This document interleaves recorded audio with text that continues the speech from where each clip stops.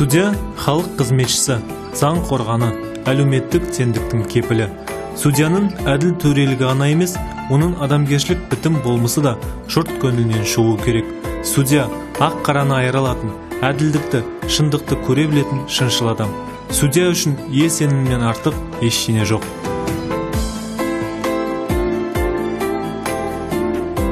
Сот беделі – сот шешімдерінің әділдігіне, судьялардың кәсіби біліктілігіне, олардың ұстанған ұстанымы мен жеке басының қасиеттеріне тікелей байланысты. Қазақ даласының қағидаты бойынша билік айтқан би емес, бітім тапқан би болар. Судья қай уақытта да өз қызметінде ата заңымызбен қатар Қазақстан Республикасы аумағында қолданыстағы барлық заңнамалық актілерді, жалпыға бірдей адамгершілік нормаларды және мінез-құлық ережелерін басшылыққа алуы тиіс.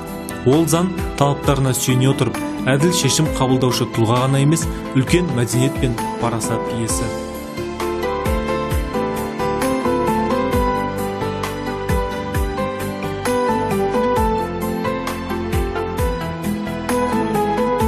Қазіргі таңда елбасының сот жүйесін жетілдірудегі реформасының басты бағыты Қазақстан Республикасындағы жоғарғы, сапалы, әділ сотты қалыптастыру.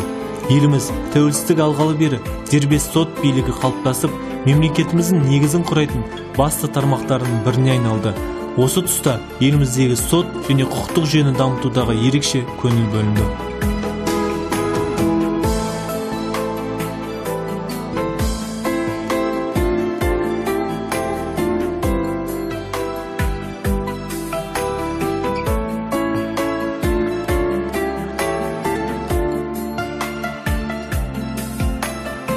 Ағымдағы жылдың 21 қарашасында судьялардың кезектен тыс 7-ші съезінде судья әдебі кодексі қабылданды. Аталмыш кодекс алғаш рет судьялардың 1-ші съезінде, яғни 1996 жылы, одан кейін екінші рет жаңадан 2009 жылы 18 қарашада Астана қаласында өткен судьялардың 5-ші съезінде қабылданған. Содан бергі уақытта оның нормалары жетілдіріліп келеді. Судья әдебі кодексінің нормаларын сақтап, заңды, әділ шешім қабылдау халық алдындағы парызы десек артық айтқандық емес. Судьяларды президенттің тікелей өзінің тағайындауы да судьяның тәуелсіз қызмет атқаруының кепілі.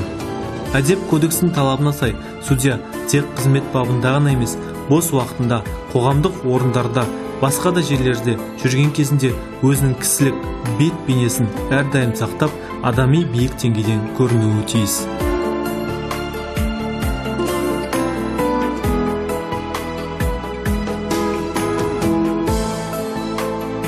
Адам тағдырына арыша түсу, әділін айтып, заң талабы тұрғысында шешім шығару судья үшін абыройлы міндет. Әрбір істі қарау барысында айыптаушының, қорғаушының түрлі айғаққа толы қарама-қарсы пікірлерін тыңдап, дәлелдемелерді саралау үлкен жауапкершілікті, адалдықты талап етеді. Сот төрелігінің әділдігі мен ашықтығын қамтамасыз ететін бірден бір жауапты тұлға судья. Судья болу кәсіп емес, мәртебелі міндет.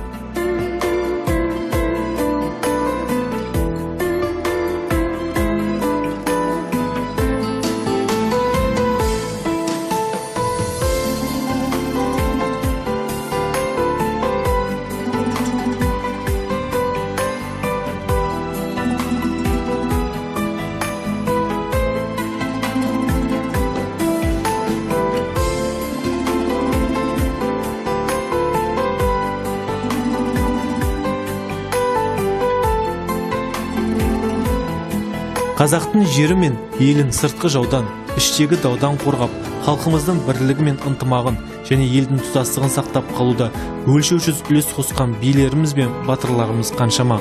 Солардың сара жолын жалғап жүрген бүгінгі судьялардың еңбегі өлшеусіз екені анық.